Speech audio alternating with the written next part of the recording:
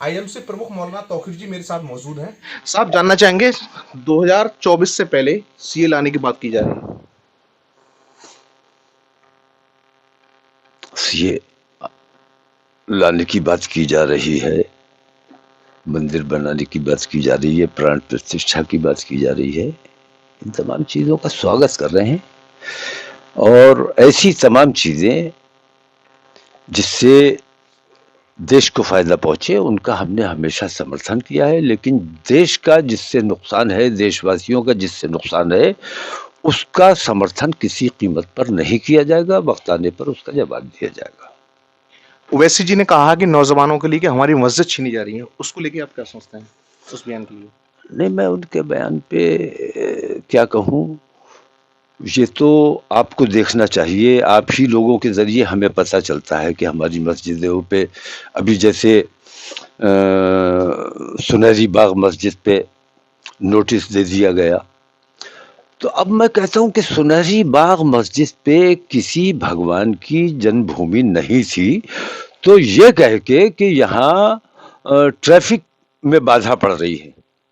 तो मैं तो ये समझता हूँ कि हमारी मस्जिद से देश में हर किस्म की बाधा पैदा होती है और मुसलमानों के वजूद देश की तरक्की और खुशहाली में बाधक है।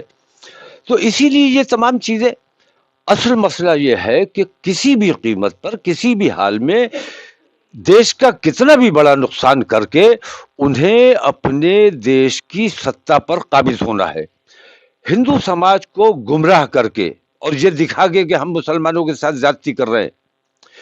हिंदू समाज का कितना बड़ा नुकसान हो रहा है इसका उन्हें अंदाजा नहीं है और हिंदू समाज नहीं समझ रहा है कि ये भारतीय जनता पार्टी वाले, आरएसएस वाले हिंदू समाज का कितना बड़ा नुकसान कर रहे हैं। ये हिंदू समाज के देखने की बात है कि भारतीय जनता पार्टी के 10 साल के दौरे हुकूमत में देश का जितना नुकसान हुआ है, इतना शायद कभी किसी ने हमारे देश का नुकसान नहीं किया है। तो हिंदू समाज को देखना चाहिए इन चीज़ों को। क्या माना है, 2024 बिल्कुल नजदीक है, आपका समर्थन किधर है? जैसे पिछली बार आपने लगातार जो चुनाव हुए थे उसमें कांग्रेस के लिए समर्थन किया, इस बार क्या आपका? 2024 हालात ये हैं कि मैंने देखा कि पूरा विपक्ष एक गठबंधन बनाया गया, तमाम लोगों को बुलाया गया, नाराजगियां दूर की गई, सबको बैठा के बातचीत की गई। अभी आखिरी जो मीटिंग हुई थी ताज में शायद, उसमें भी मैंने ये देखा कि तमाम विपक्ष आया, लेकिन उसमें मुसलमानों की भागीदारी नहीं थी। और मैं ये कहता हूं कि उस विपक्ष की इंडिया अलायंस जो है, उसमें जितनी पार्टियां हैं उन तमाम पार्टियों से अगर मुसलमान अलग कर दिया जाए तो वो शून्य है।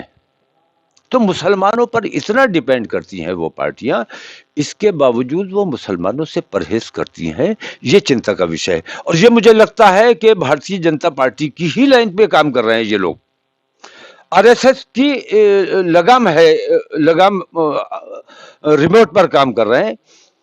आरएसएस ने एक माहौल मुसलमानों के खिलाफ बनाया है और उसी लाइन पर काम किया जा रहा है। मैंने ये बात कही है कि हमारी काविश चल रही है, तमाम ऐसे लोग जिन लोगों को नज़रअंदाज किया गया, उन तमाम लोगों को जमा करके हम अगले हफ्ते मीटिंग कर रहे हैं। तमाम पार्टियां जमा होंगी और एक तीसरा मोर्चा, क्योंकि मैं ये समझता हूं कि भारतीय जनता पार्टी के बाद सबसे बड़ा अगर कोई वोट बैंक है तो वो मुसलमानों का है। और मुसलमान अगर एक प्लेटफॉर्म पे खड़ा होता है तो फिर मैं कांग्रेस से भी ये सवाल कर सकता हूं, समाजवादी से भी कर सकता हूं और तमाम पार्टियों से ये सवाल कर सकता हूं कि आपके पास कौन सा वोट बैंक है। क्योंकि मैंने देखा है यादव भी भारतीय जनता पार्टी के साथ जाता है, पंडित भी भारतीय जनता पार्टी के साथ जाता है, तो कौन सा वोट बैंक आपके पास है? मुसलमान अगर नहीं है आपके साथ, मुसलमान इस बार हमने ये कोशिश की है कि मुसलमान जहां भी जाएगा एक साथ जाएगा, यकमुश्त जाएगा, और उसके लिए हमने तमाम पार्टियों को जमा किया है।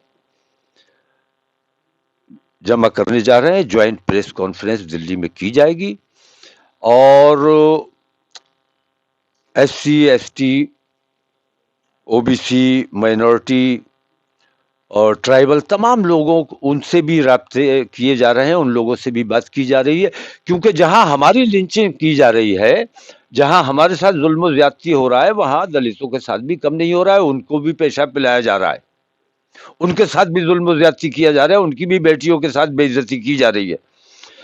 तो ऐसे तमाम दबे कुचले 20 करोड़ दबे कुचले मुसलमान और ये दलित और एससी एसटी ये तमाम लोग अगर मिल जाते हैं तो हिंदुस्तान की सबसे बड़ी ताकत बन सकते हैं और यही हमारी कोशिश है। तीसरा मोर्चा हम बनाने की कोशिश कर रहे हैं 2024 में। और फिर हम जो जो आज कांग्रेस वाले कहते हैं या और इंडिया गठबंधन वाले कहते हैं कि हमारे साथ आइए, हम कहते हैं कि आपके पास कौन सा वोट बैंक है जिसकी वजह से हम आपके साथ आए। तो सीटों का तालमेल, इन लोगों में भी आपस में इख्तिलाफ होना है, हम लोगों में तमाम चीजें फाइनल करने के बाद हम ज्वाइंट प्रेस कॉन्फ्रेंस करेंगे ताकि बाद में किसी किस्म का फितना और फसाद का अंदेशा ना रहे। तो 24 के लिए हमारी पूरी तैयारी है, मुकम्मल तैयारी है। 24 में हम इंशाल्लाह तीसरा रास्ता बनाने जा रहे हैं और हम तमाम उन पार्टियों को जो अपने आप को सेकुलर कहते हैं, हम उनको दावत दे रहे हैं कि अगर आप चुनाव लड़ना चाहते हो, आपके पास कुछ वोट है, तो बताओ आपके पास कौन सा वोट है, हम आपको सीटें देंगे। कहां से आप लड़ेंगे ये हम तय करेंगे। हम अब किसी से मांगेंगे नहीं, बल्कि हम बांटने का काम करेंगे। मौलाना साहब 2024 जनवरी के लिए भव्य मंदिर बनकर तैयार हो चुका है, उसका पूरा रामलला प्रस्थान होना है, उसको लेके आप क्या कहेंगे? नहीं, इसमें कहने जैसी कोई बात नहीं है। मंदिर बना है, हिंदू समाज को मुबारकबाद पेश करता हूं, बल्कि मैं यहां तक कहता हूं और इसमें किसी किस्म की मैं झिझक महसूस नहीं करता कि कुर्बानियां जो हिंदू समाज ने दी हैं, वो कुर्बानियां हमने सब्र किया, उनकी कुर्बानियों को देखते हुए, उनकी जद्दोजहद को देखते हुए, रामलला से उनकी मोहब्बतों को देखते हुए हमने कुर्बानी दी कि फितना खत्म होना चाहिए, देश में फसाद खत्म होना चाहिए। लेकिन अब इसको नजीर बना के आप चाहें कि ज्ञान व्यापी भी ले लें, ईदगाह भी ले लें, सुनहरी बाग भी ले लें और इस किस्म की तमाम मस्जिदों की आपके पास 1000 की लिस्ट बनी हुई है। तो अगर ये सिलसिला, भाई आस्था का जहां तक सवाल है, तो जितनी आस्था तुम्हारी है उतनी आस्था हमारी है। आस्था का आपकी भी एहतराम किया जाना चाहिए, लेकिन आस्था का हमारा भी निरादर नहीं किया जाना चाहिए। और जो लोग निरादर कर रहे हैं वो मैं ये समझता हूं कि देश प्रेमी नहीं हो सकते, देशद्रोही हो सकते। हमने देश प्रेम का सबूत दिया।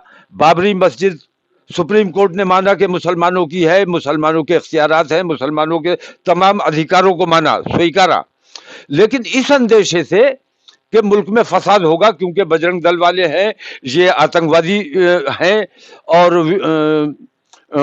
विश्व हिंदू परिषद है, ये आतंकवादी है, तो देश में फितना और फसाद का माहौल बनेगा। उस फितने से बचाने के लिए उन्होंने अगरचे मालिक हमें माना, अधिकार हमें हमारा माना, लेकिन उनके हवाले कर दिया।